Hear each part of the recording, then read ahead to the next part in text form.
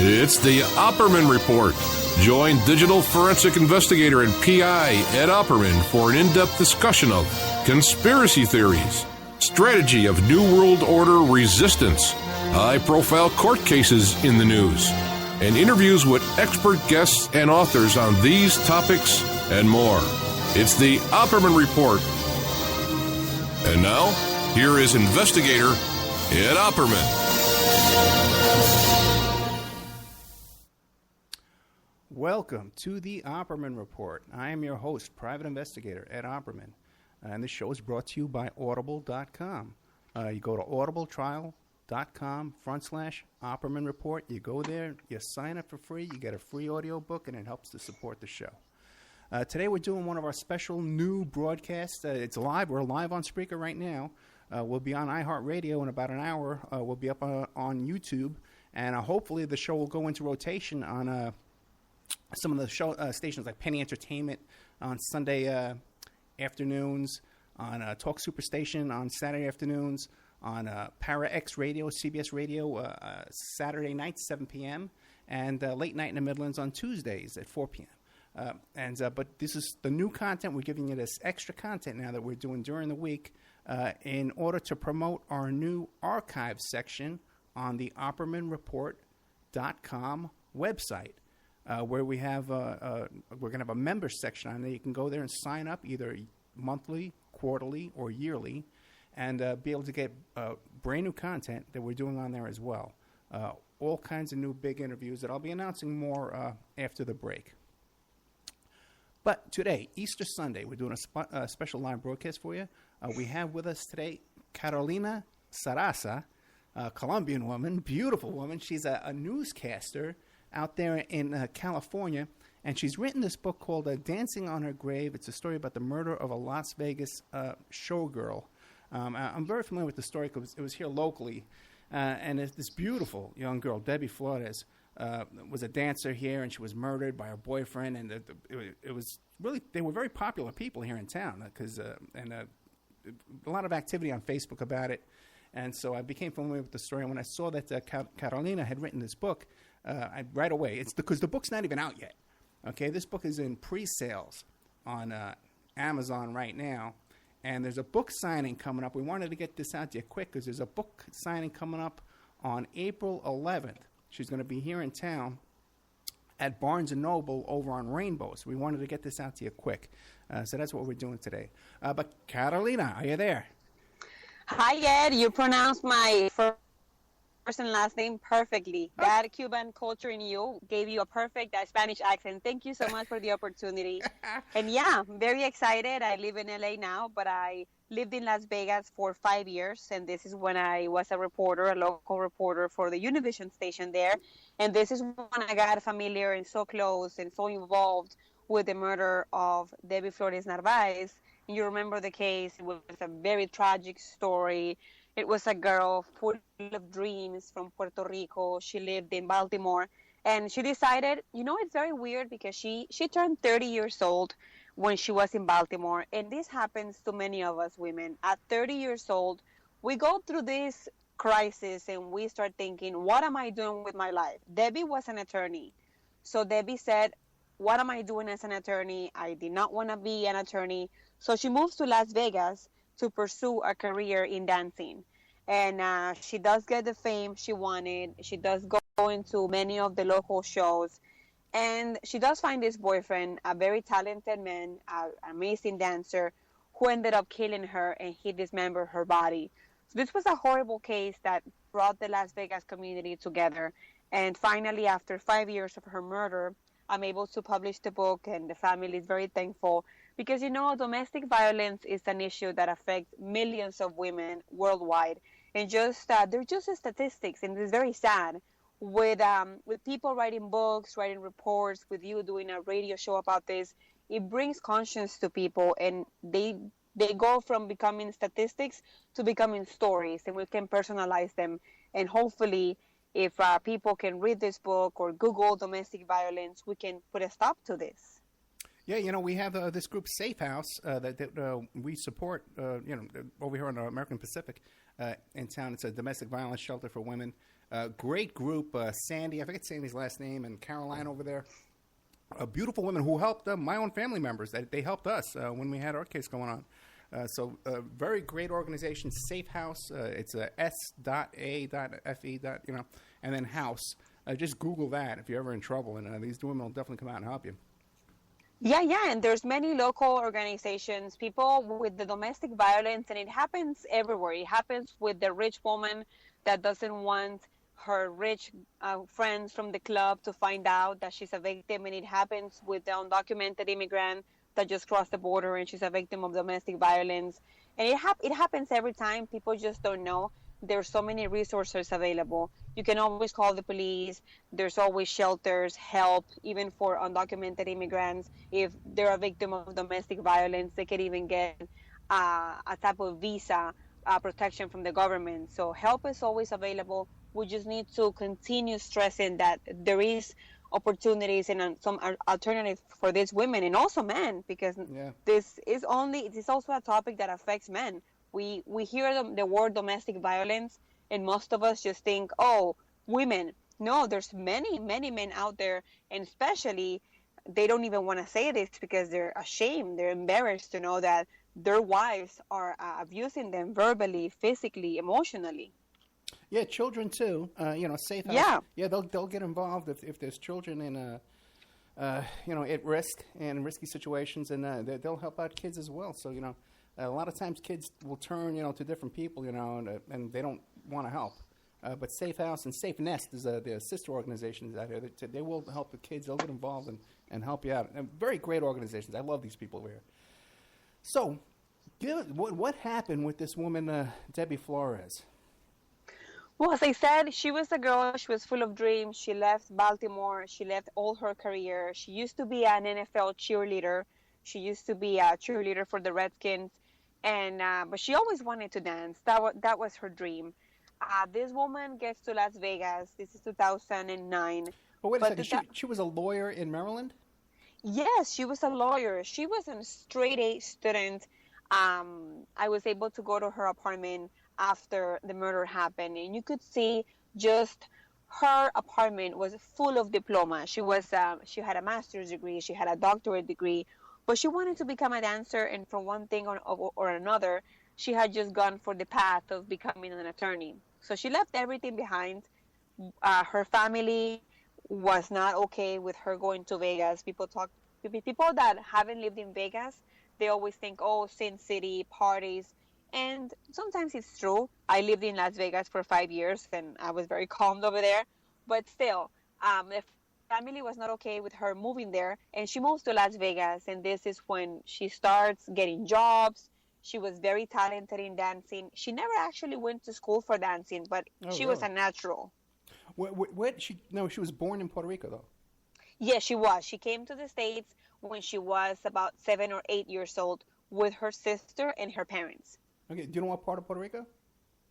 I don't. Okay. I think the capital, San Juan. Okay, yeah, because my family, my brother lived in Puerto Rico, and my niece grew up in Puerto Rico too. So, she spoke Spanish, English, and Portuguese. She was a very well-educated woman. Look at that. Now, what part of Vegas did she live in when she moved here?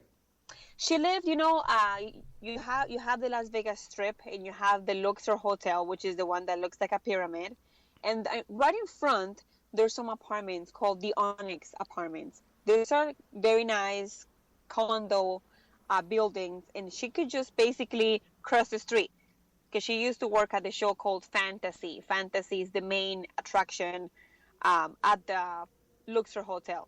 So she lived very, very close to work. So she was actually a real dancer, in a showgirl in Vegas. She wasn't like because you see a lot of descriptions of this story, and they describe her as a stripper. You know what? And this is one of the main reasons why my co-author, Diane Montaigne, and I wanted to write this book. As I got very close to the case, I found out all these details about Debbie's life that most media outlets were not covering. People, even the headlines just read, showgirl, murder, dancer, stripper. Yeah. And she wasn't a stripper. She danced in the show called Fantasy. In this show, they do dance topless. It is true. They do dance topless. And the day that she got murdered, she was going to become the main dancer of that show. Mind you that they already had that night, that Sunday, December 12th, they had a red carpet ready for her. Cisco, the singer, was there to perform with her. And that's the night she went to her boyfriend's house and she disappeared. Okay, but now, the night that she went to the boyfriend's house, was he an ex-boyfriend or was he still a boyfriend? Because I know they had a really rocky. Yeah, it was a very rocky relationship. They went on and off. They worked together for about 2 years. A lot of the times when he was in court, because he only went to court about 6 months ago, and this is why we took long to publish the book, he mentioned her in many occasions as my ex-girlfriend and in some occasions as my girlfriend. Right. They had been fighting on and off, especially because he had 7 girlfriends, Ed. 7 women he was sleeping around in Las Vegas. You know, you live in Vegas and you know the local community, even though Las Vegas brings millions of people every year, the local community we really get to know each other, especially the dancing community. He was going out with multiple women at the same time, and Debbie didn't accept that. She was much in love with him. So when she went to his house a couple of hours before she went to her performance, she went to tell him that she wanted him to leave the other girlfriend. The other girlfriend that he was seeing was a dancer also for the show Humanity in the hotel, New York, New York. Yeah, this guy, Jason Blue Griffith, was a dancer as well. And this was a really popular guy. A lot of people... Yeah, people were coming on Facebook after this guy was arrested and defending this guy. He was so popular. This guy, you could see on his profile or the social media for Facebook, for MySpace, his profile picture was him without a shirt, showing his six-pack. This was, if you've ever been to Vegas, for any of the listeners, if you've ever gone to the show Love, the Beatles show. Oh, really? Okay. Yeah, he used to be one of the main dancers. He used to be part of the cast. His character was Sugar Plum. It's the guy that walks with the drums. It's one of the main characters. So he had a very good position, and it's very hard to get into Cirque du Soleil. It's very hard. So he was there. He was part of the cast. And in Las Vegas, there's high competition for jobs like these. Yeah, and that's a power position too. Be involved with Cirque du Soleil, that group there. Okay, so now they were on and off on and off, but there was some domestic violence too. He had gotten arrested a couple of times before this murder. Yeah, there were many occasions when the police was called to his house for. Sometimes it was her, sometimes it was him, most of the times it was him. One of the times that it's still on the arrest report, the fact that he broke his car's windshield with Debbie's forehead. There's some accounts of her being pregnant, and he hit her really bad in her stomach, and she lost the baby. His roommate, who was able to testify in court against his best friend, against Jason, he testified that he was verbally abusive, that he abused her physically many times. So this was a girl that, even though this is what concerns me. She had so much education. Of course, she was an attorney, and she never put a stop to it, because it happens to a lot of women. It happens. You fall in love with the wrong guy, and everybody tells you, hey, you have to end that relationship, but you're just blindfolded by love.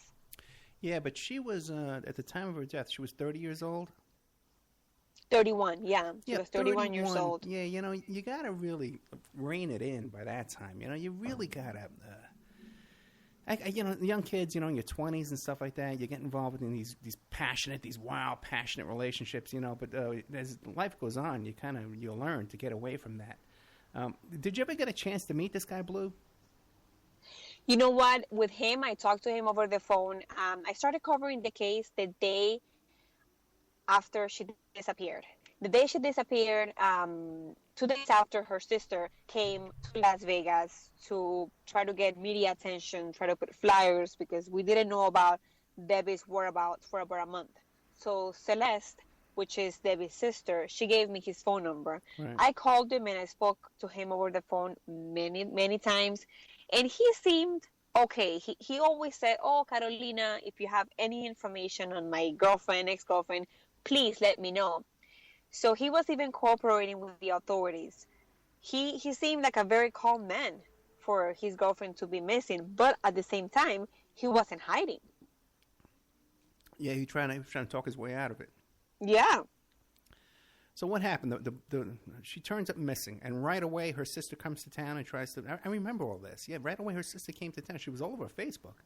Oh yeah, she was all over Facebook. The Las Vegas community got together on this, and even after Debbie was found, her body was found, people would go when they had vigils and they had services for Debbie at churches, at the Luxor Hotel.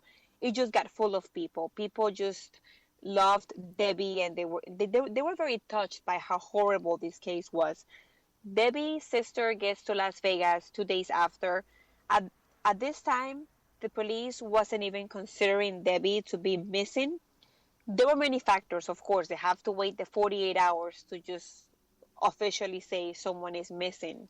And also, she was working in the entertainment business. She did dance topless. So at first, the police thought, oh, maybe she just ran away with a guy. Maybe she went away for the weekends. She found a friend somewhere.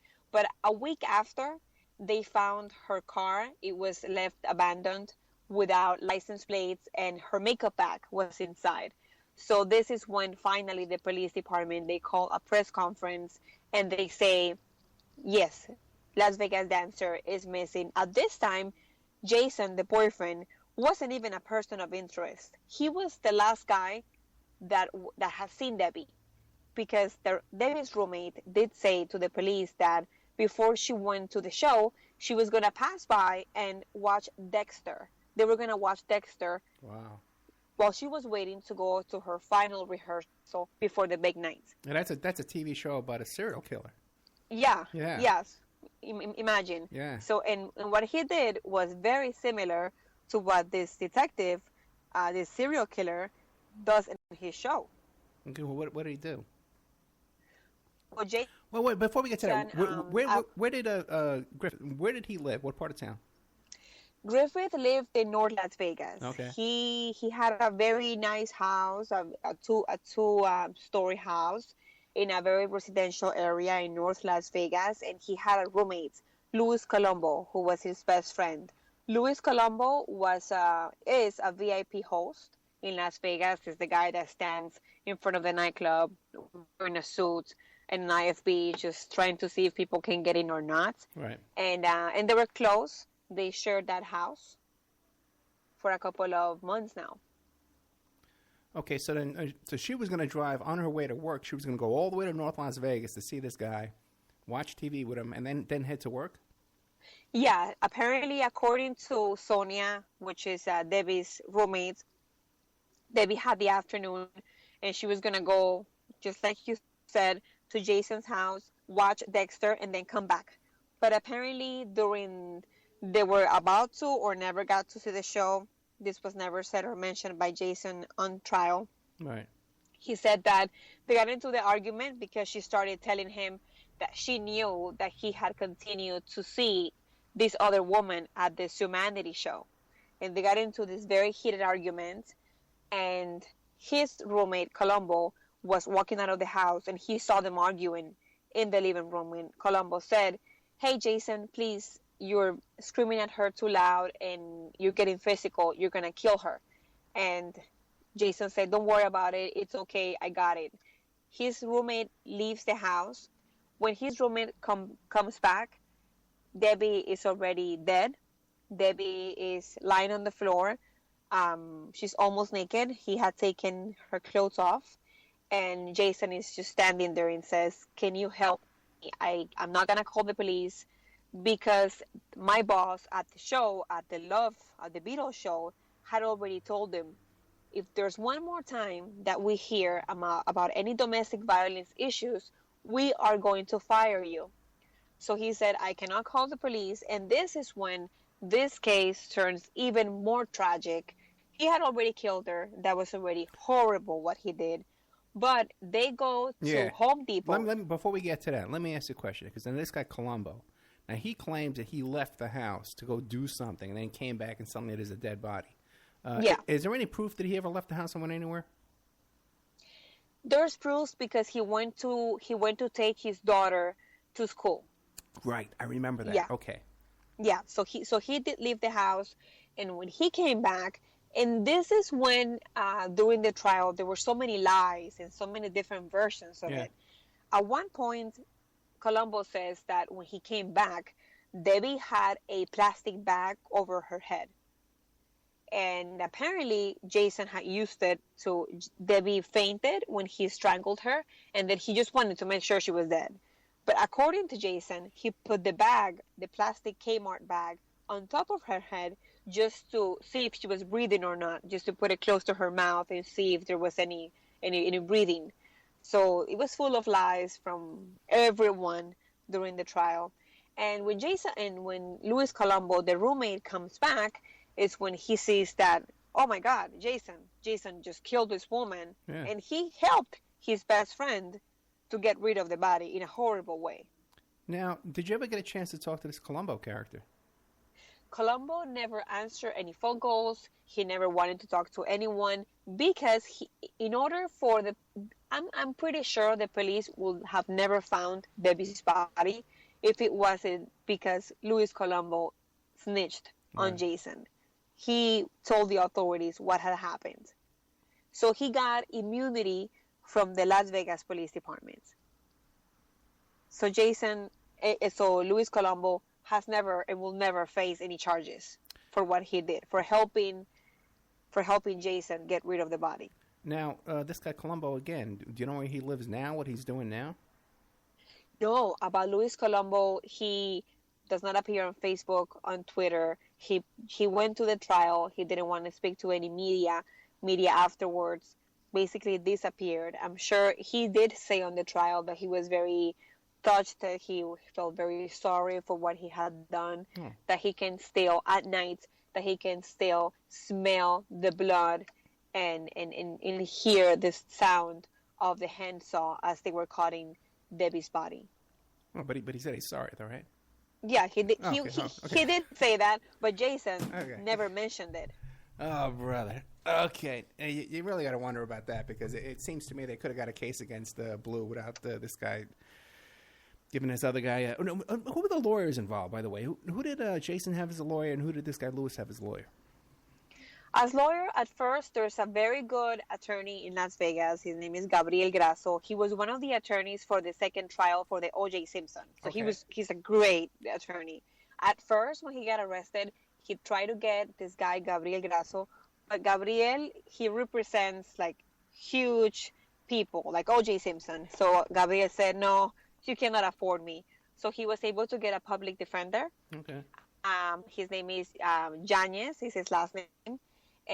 Abel Yanez. He's a very good guy. Actually, he helped Diana and I a lot with documents and with pictures and stuff for the book. Oh, very good. But now, who did Lewis have? Lewis did not have an attorney. Lewis just went by himself because he was called by the prosecution as a witness. Okay, but he must have had an attorney when he was negotiating this deal to get immunity to tell them where the body was. You know what? No. This is what happened. This case got very, very complicated. Jason and Lewis, they have no idea what to do with the body. Okay. So they go to Home Depot and they buy a handsaw. They buy up 2 plastic containers, and they dismember Debbie. Right. They cut the body in pieces and put the body in the garage of Jason's. Jason leaves with the other girlfriend that he had to a hotel called the Hotel Rumor. The night goes by, and when he comes back, they find out that the containers were leaking. So Jason calls one of his ex-girlfriends, and he says, hey, I have some boxing equipment at home. Could you please let me put him in your house? So she said, okay, bring him in. They went to U-Haul. they rented a truck, they put the containers, and they get to Jason's ex-girlfriend's house. Jason and Colombo are acting very suspicious, and their ex-girlfriend says, if you're gonna store these containers inside my house, you need to let me know what's inside. Right. So Jason says, Debbie is inside. So she's like, you're crazy. I'm not gonna hide those containers in my house. Please leave right away. This is when Jason and Colombo leave to an abandoned house. They break through a window, and they hide the containers. They put cement on the body so nobody would ever see what was inside the containers, and they store it in a closet. The ex-girlfriend was very scared, and she calls a friend at the police department and says, hey, this is what happened. What do you say? What do I do? Right. So she says he was with Luis Colombo. The police department, they come to Colombo asking him questions. When he's already in the interrogation room, this is when he says, I'm going to tell you what happened to Debbie if I'm not facing any charges. And they said, okay. And he said, then Luis Colombo said, in any condition the body is, you need to let me know that I'm not going to face any charges. Right. And they did give him immunity. He didn't have an attorney. Now, how old was Luis Colombo? He was about 35 years old. He had to be a pretty sharp guy to pull that off.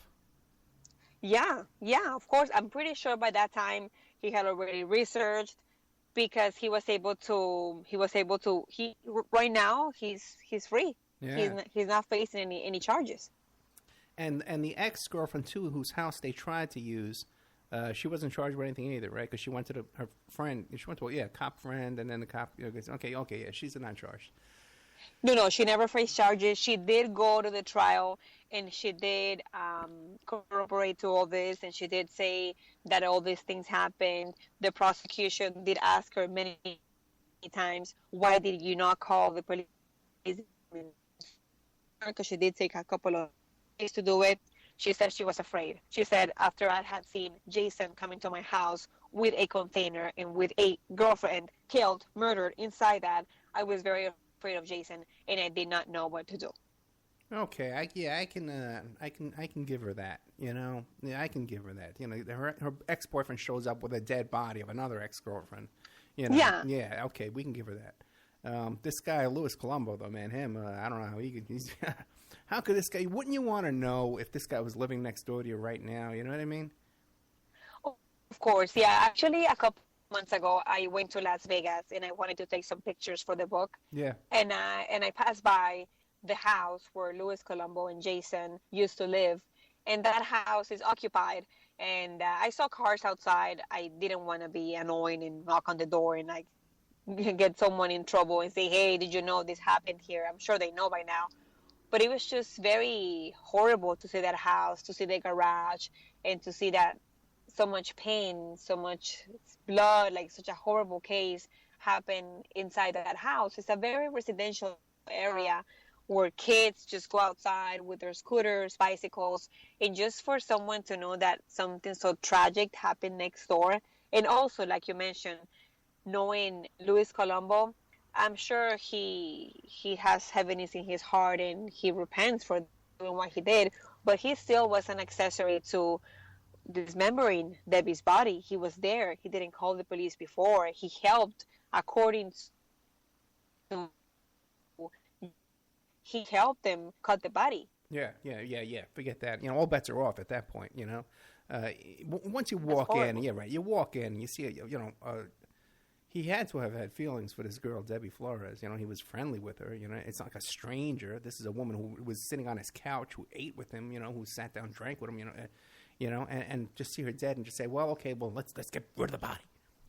My God, that's just Yeah, it's horrible. Yeah. Even if you don't know someone else, and just for the fact of knowing it's a human being, it was a living creature. It's just horrible. And for him to, and the way they described how they did it, they, of course, then again, it was very contradictory, because Jason said that Luis Colombo was the one that cut the body, and just Jason held the legs. And Colombo said the opposite. He said he only held the legs, while Jason was just cutting the body in pieces. It's so interesting how they would think that would make a difference. Well, I just held the leg. Oh, well, he just held the leg. Like they Yeah, think, it's I just, guess the cutting part yeah. is what they didn't want to say, that they were the ones that actually dismembered the body. I remember the medical examiner, and when he went on the stand, he said, this is an older man. He said, I've done many autopsies, and in my 25 years as a medical examiner, this is one of the worst autopsies that I've ever done. I am sure any autopsy, even for something that could be natural causes, must be bad. Of course, you're cutting a dead body. But he said that it was horrible because all the concrete had already dried, so they had to take Debbie's head, Debbie's arms, Debbie's legs, Debbie's torso, pieces of hair from that dried cement. It had already been dried for a month, so Right. they had to crack it open to be able to put the pieces together and to do an autopsy. Yeah, it's just it's horrific on every possible level. Okay, we're gonna take a quick commercial break. Okay, I'm sure my sponsors are gonna love this, man. Coming off of that note, to here and there, it's well, what are you gonna do? Okay, we're gonna take a little break here, my friends. We're here with Carolina Sarassa, who's the author of "Dancing on Her Grave: The Murder of a Las Vegas Showgirl." This book, I'm going to have a link there on my blog, the Opera Report blog, to the Amazon.com. It's in pre-orders on Amazon.com. But also, too, if you live in town, there's a book signing coming up on April 11th at 2 p.m. at Barnes & Noble up in the Northwest over at North Rainbow Boulevard, 2191 Rainbow Boulevard. But we'll be back with more of this story and more of with Carolina Sarassa, author of the book Dancing on Her Grave: The Murder of a Las Vegas Showgirl, after these messages.